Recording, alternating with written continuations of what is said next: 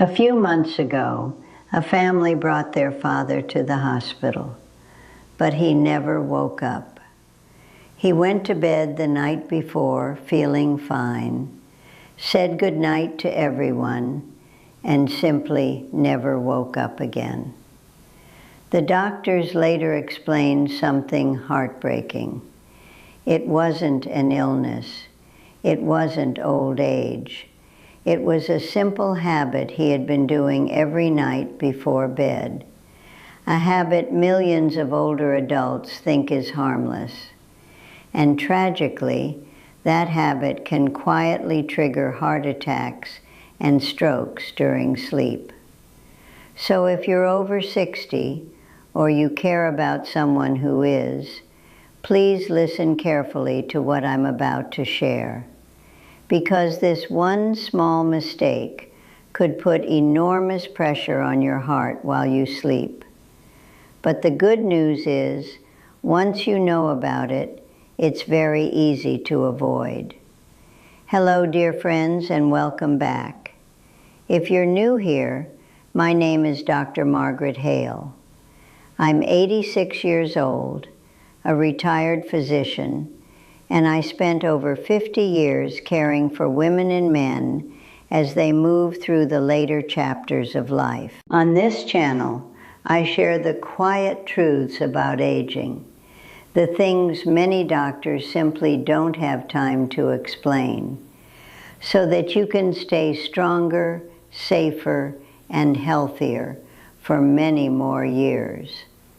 And today, I want to talk about a dangerous nighttime habit that too many older adults unknowingly do before bed.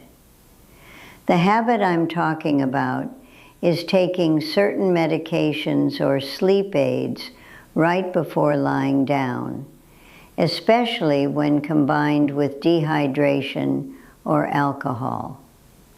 Many people over 60 struggle with sleep, so they take a sleeping pill, a painkiller, or even an over-the-counter nighttime medicine, and then go straight to bed. But here's the problem. Many of these medications lower blood pressure, slow breathing, or affect heart rhythm. And during sleep, your body is already going through important changes. Your heart rate slows. Your blood pressure drops. Your breathing becomes more shallow. For most people, this is perfectly normal. But when medications are added on top of those natural nighttime changes, the body can sometimes overreact. Blood pressure may drop too low. Breathing may become too slow. Or the heart rhythm can become unstable. In vulnerable adults, especially those over 70, this can lead to dangerous heart events while sleeping. And sadly, sometimes the person simply never wakes up. Now, please understand something important. This doesn't mean all sleep medications are bad, but the timing, dosage, and combination matter more than most people realize.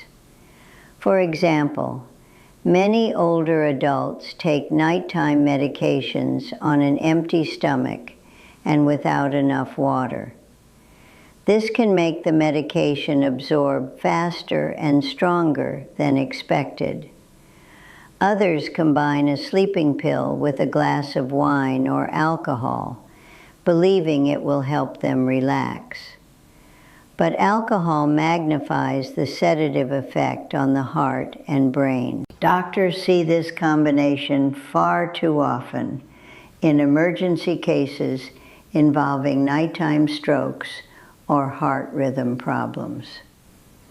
There's another factor many people don't think about: dehydration. As we age, our sense of thirst weakens. Many adults over 70 simply don't drink enough water during the day. When the body becomes dehydrated, the blood becomes slightly thicker, circulation slows, and the heart must work harder. Now imagine adding a strong sedative medication on top of that while the body is trying to regulate blood pressure overnight. For some people, it becomes too much stress on the cardiovascular system, and that's when serious complications can occur. So what should you do instead? First, never take sleep medications without discussing them with your doctor, especially after age 60. Even over-the-counter sleep aids can affect heart rhythm and blood pressure. Second, if you do take nighttime medication, avoid alcohol completely. Mixing the two is far riskier than most people realize.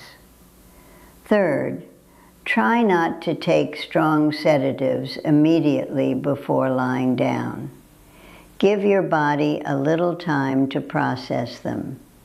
Sit up, read a little, or relax for a few minutes before going to bed.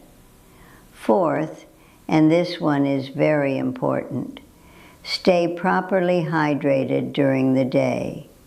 You don't need to drink large amounts right before bed, but make sure your body receives enough fluids earlier in the day so your heart and circulation stay balanced. And finally, remember this gentle truth. Sometimes the safest sleep aid is not a pill. It's a calm evening routine, dim lights, a short walk after dinner, soft music, and going to bed at the same time each night.